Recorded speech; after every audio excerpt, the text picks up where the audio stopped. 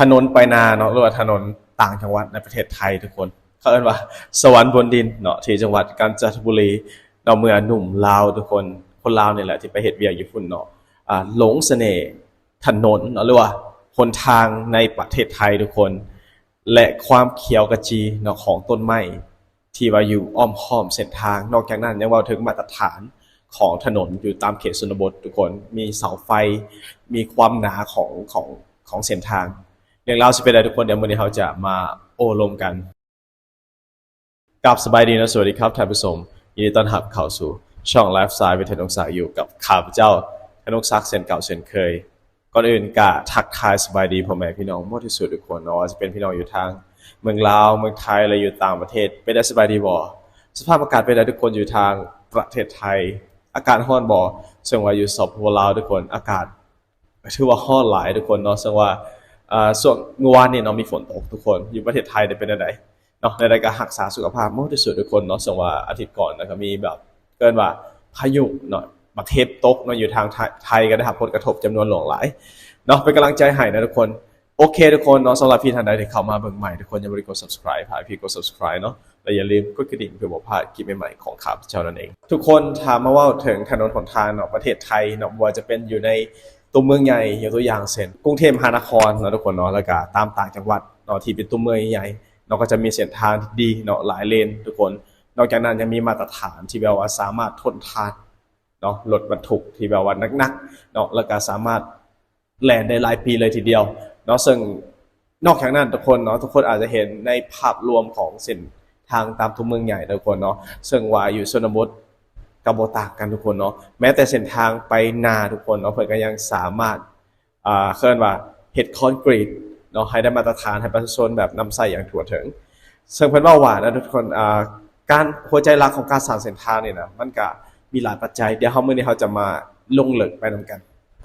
ก่อนอื่นนะทุกคนทำมาเบิ่งว่าเมื่อหนุ่มลาวเนาะไปเฮ็ดเวียกอยู่ไทยแล้วไปหลงเสน่ห์คือว่าของถนนหนไทยเนี่ยมันเป็นแนวไหนเราซึ่งว่าเนื่องจากว่ามีหนุ่มลาวนะทุกคนเนาะเพิ่นได้เดินทางไปเฮ็ดเวียกเนาะทุกคนก็อาจจะฮู้หน้าฮู้ตากันแล้วเนาะซึ่งว่าข้าพเจ้าเคย react คลิปอ้ายลาว2-3 คลิปเนาะหลายคลิปอยู่เนาะเรื่องราววิดีโอเนาะก็เป็นการเดินทางเนาะซึ่งว่าก็เปรียบเสมือนบันทึกเล่มใหม่เนาะที่แบบการรอคอยเนาะในการเขียนคำจำใหม่ๆเนาะลงไปนั่นเองทุกคนเนาะและสำหรับบ่าวโบเนาะก็คือไอโบนั่นเองเนาะจากช่องโบโชล่าหรือว่าโบโซล่าเสียงแคนลาวนั่นเองทุกคนเนาะซึ่งว่าการเดินทางเข้ามาสัมผัสพื้นที่จังหวัดกาญจนบุรีในครั้งนี้เนาะบ่เพียงเป็นแต่การขับรถผ่านไปตามเส้นทางปกติเนาะแต่มันคือการเปิดหูเปิดตานั่นเองทุกคนเนาะให้เห็นถึงมาตรฐานการพัฒนาและความอุดมสมบูรณ์ของประเทศไทยที่เข้าถึงกับต้องอุทานชื่นชมออกมา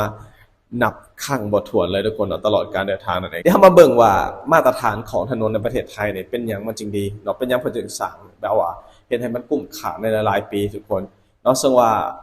ลาดยางเนาะ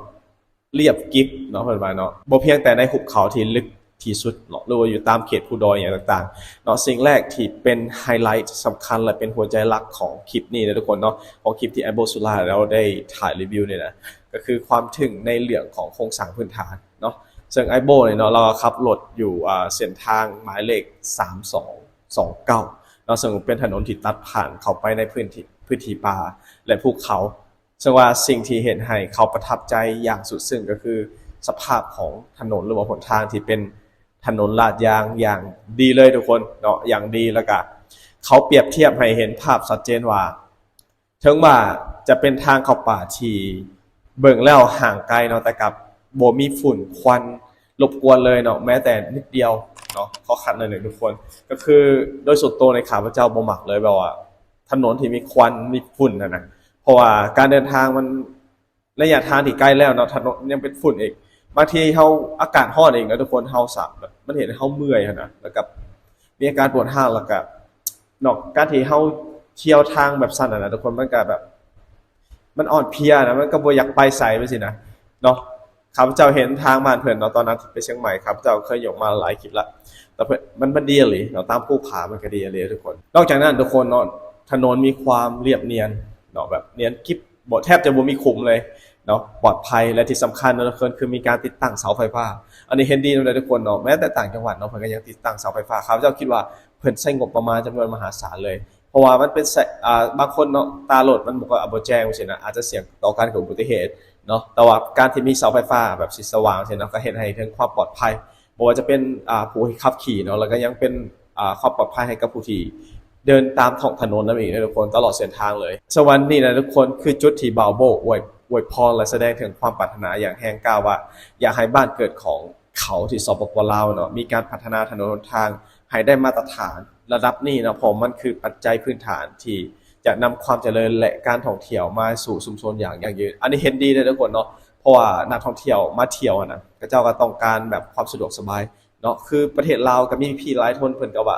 ประเทศลาวนี่มีแหล่งท่องเที่ยวสวยงามหลายแห่งเลยทุกคนแล้วแต่ว่าเนื่องจากว่าสภาพเส้นทางนั้นบ่อำนวยเฮ็ดให้การเข้าถึงเรื่องการท่องเที่ยวมันค่อนข้างที่จะยุ่งยากเนาะถ้าว่าบ้านเฮามีถนนที่ดีสิมันก็จะเฮ็ดเป็นสิ่งหนึ่งที่ว่าเฮ็ดดึงดูดนักท่องเที่ยวครับเจ้าเห็นดีเนาะถ้าเพิ่นพัฒนาจุดนี้ได้ครับเจ้าโอ้โหซัพพอร์ตเลยนะทุกคนมันจะเป็นสิ่งที่ดีให้กับการท่องเที่ยวนะทุกคนเนาะคือนำไปสู่ชุมชนอย่างยั่งยืนและความสะดวกสบายเนาะสำหรับประเทศไทยเนาะก็เป็นแบบอย่างเนาะแล้วก็มันเป็นสิ่งที่สะดวกสบายเนาะสำหรับการขับรถท่องเที่ยวในประเทศไทยเนาะก็กลายเป็นประสบการณ์ที่น่าลื่นลมเพิ่นว่าเนาะแล้วก็บ่เป็นเพียงบ่มีความลำบากอีหยังเลยสินะนอกจากนั้นทุกคนเนาะยังจะมีอุโมงค์ต้นไม้หรือว่ามันจะมีคำนิยามอีกอย่างหนึ่งคือว่าอู่เขาอู่น้ำคือว่าจังซั่นทุกคนซึ่งว่าข้าพเจ้าก็ยังบ่เคยไปจังหวัดกาญจนบุรีจักเทื่อเนาะบ่น่าจะเป็นภาคอีสานบ่หรือว่าใดๆเนาะซึ่งว่าจังหวัดกาญจนบุรีเนาะในสายตาของบ่าวโบก็คือภาพสะท้อนของประเทศที่อุดมสมบูรณ์ว่าอย่างแท้จริงเนาะเขาบรรยายถึงความเสียวอุ้มสุ่มของสองข้างทางที่เต็มไปด้วยเรียกว่าต้นไม้ใหญ่นะทุกคนเนาะโดยเฉพาะต้นสักที่ขึ้นหนาแน่นจนเบิ่งแล้วก็คือกับเฮากำลังขับรถผ่านอุโมงค์ต้นไม้นั่นเองทุกคนซึ่งว่าธรรมชาติที่นี่เนาะบ่ได้ถูกทำลายจากการพัฒนาแต่กับหับการอนุรักษ์ไว้อย่างดีเยี่ยมเนาะจนน่าอัศจรรย์เพิ่นว่าซึ่งว่าโบได้เปรียบเทียบความแตกต่างระหว่างพื้นที่ที่เขาเพิ่งมาจากสวรรณเขตเนาะโบก็น่าจะเป็นคนสวรรณเขตคือครับเจ้าซึ่งในช่วงเวลานั้นเนาะจะมีความแห้งแล้งอันนี้ความจริงทุกคนฝุ่นหลายเนาะซึ่งว่าข้าพเจ้ากลับบ้านเมื่อกี้นี่เนาะก็มันเป็นช่วงหน้าแล้งเนาะจะมีต้นไม้เนาะจะมีแบบฝุ่นแดงๆเคยว่าเกาะเนาะเป็นแบบเศร้าๆเงาๆนะมันบ่ได้เขียวอุ่มชุ่มคือช่วงหน้าฝนเนาะเพราะว่าถนนบ่ดีเวลารถขับไปฝุ่นมันปลิวปังมันบ่เป็นเพียงแต่อยู่ตามต้นไม้เลยทุกคนเนาะมันจะมีอยู่ตามหลังคาบ้านเรือนของประชาชนนั่นเองแต่พอข้ามมาฝั่งไทยเลยโดยเฉพาะที่กาญจนบุรีเนาะเขากลับสัมผัสได้ถึงความชุ่มชื่นเนาะความเย็นสบายทุกคนจากต้นไม้เนาะและการจัดการพื้นที่ที่เขียวที่เฮ็ดให้ที่แบบเฮ็ดได้ดีอย่างยอดเยี่ยมเลยทุกคนเนาะซึ่งมองไปทางใดก็แบบสบายหูสบายตาสินะซึ่งคือกับคำนิยามที่มอบให้แก่ธรรมชาติของไทยในทริปนี้เลยเพิ่นว่านอกจากนั้นทุกคนในคลิปวิดีโอเนาะเพิ่นยังมีการค้นพบประวัติศาสตร์จากบ้านเก่าสู่ปราสาทเมืองสิงห์ทุกคนซึ่งว่านอกจากความงามของธรรมชาติเส้นทางนี่เนาะยังนำพาบ่าวโบไปรู้จักกับรากเหง้าทางประวัติศาสตร์ของไทยนำอีกเด้อทุกคนเนาะซึ่งว่าพิพิธภัณฑ์สถานที่แห่งชาติบ้านเก่าเนาะซึ่งว่าจะเป็นเพียงการขับผ่านและอ่านตามป้ายบอกทางเนาะแต่เขาก็สัมผัสได้ถึงความขลังและความสำคัญของพื้นที่ที่ขนานนามว่าบ้านเก่านั่นเองเนาะซึ่งสะท้อนถึงการเป็นถิ่นฐานที่มีอารยธรรมทุกคนอย่างยาวนานนั่นเองนอกจากนั้นยังมีอุทยานประวัติศาสตร์ปราสาทเมืองสิงห์ทุกคนข้าพเจ้าก็ยังบ่เคยไปจักเทื่อเดี๋ยวเขาไปเบิ่งใน Google นะว่าสิงามส่ำใดทุกคนนี่คือจุดที่สำคัญเลยหัวใจหลักของนักท่องเที่ยวเลยทุกคนนักเดินทางเนาะ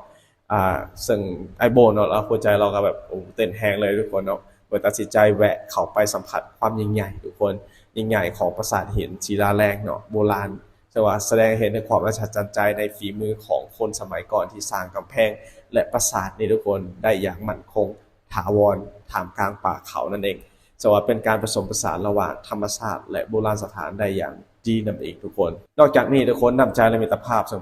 พลังบวกระหว่าง2ฝั่งโขงเฮาสิ่งที่เฮ็ดให้สิ่งนี้อุดมสมบูรณ์บ่เป็นเพียงแค่สถานที่แต่คือทัศนคติทุกคนเนาะซึ่งว่าเป็นทัศนคติที่ดีงามของบ่าวโบโซลาเนาะเขาใส่2หว่างของการเดินทางในการส่งความหัก ความปรารถนาดีทุกคนและคำทักทายไปยังพี่น้องชาวไทยโดยเฉพาะชาวกาญจนบุรีที่เป็นเจ้าบ้านรวมถึง FC เนาะที่อยู่ประเทศลาวหรือที่ต่างประเทศเขาเป็นตัวแทนของคนลาวที่มองประเทศไทยด้วยสายตาแห่งมิตรภาพทุกคนชื่นชมในสิ่งที่ดีและอยากเอาแบบอย่างมาพัฒนาและปรับใช้ในประเทศเฮานั่นเองนอกจากนั้นเขายังให้ความสำคัญถึงวิถีชีวิตของชาวบ้านตามริมทางเนาะหรือว่าตามแคมป์ทางบ่ว่าจะเป็นเกษตรกรในไห่มันสำปะหลังทุกคนหรือคนงานที่ดูแลสวนเนาะทุกคนล้วนแต่เป็นส่วนหนึ่งของระบบนิเวศแห่งความสุขที่นำไปที่เฮ็ดให้จังหวัดกาญจนบุรีมีเสน่ห์ล้นเหลือนั่นเองและทุกคนนี่คือเป็นสิ่งที่บับโบได้นำในทริปนี้ทุกคนเดี๋ยวเรามาเบิ่งความคิดเห็นของพี่ๆคนไทยว่าหลังจากเพิ่นเห็นสิ่งนี้แล้วเพิ่นจะมีความคิดเห็นอะไรเนาะซึ่งว่าบางคนก็มาคอมเมนต์ว่าสิทุกคนเพิ่นว่าปราสาทเมืองสิงห์คืออารยปราสาทโบราณยุทธราวตีมีอายุพันกว่าปีบับโบเนาะเป็นสถานที่โบราณที่เป็นสถานที่โบราณเนาะเพิ่นก็ได้แนะนำก็ได้ให้ข้อมูลทางประวัติศาสตร์เนาะความคิดเห็นถัดไปบอกว่ายินดีต้อนรับสู่กาญจนบุรีเนาะจากคนกาญจนบุรีค่ะนะฮะความคิดเห็นถัดมาบอกว่าดีใจที่เห็นบ่าวโบมาเที่ยวเมืองไทยครับถนนหนทางบ้านเฮาพัฒนาไปไกลจริงๆยิ่งเส้นทางกาญจนบุรีธรรมชาติสวยมากครับผมนะฮะอีกมุมมองนะทุกคนนะเพิ่นบอกว่าชอบมุมมองของบ่าวโบมากครับที่ชื่นชมถนนทางบ้านเราเป็นกำลังใจให้ครับพี่น้องไทยลาวนะฮะความคิดเห็นถัดมาบอกว่าเส้นทางนี้ขับรถสนุกมากครับยิ่งช่วงหน้าฝนนี่เขียวกระจีไปหมดนะฮะขอบคุณที่มารีวิวให้ดูนะครับความคิดเห็นถัดมาทุกคนเบิ่งแล้วก็อยากไปเที่ยวคือกันครับถนนเพิ่นดีอีหลีเนาะสบายตาสบายใจคือบ่าวโบว่านะทุกคนอันนี้คือเป็นความคิดเห็นเนาะของพี่ๆคนไทยที่มาคอมเมนต์ในคลิปบ่าวโบทุกคน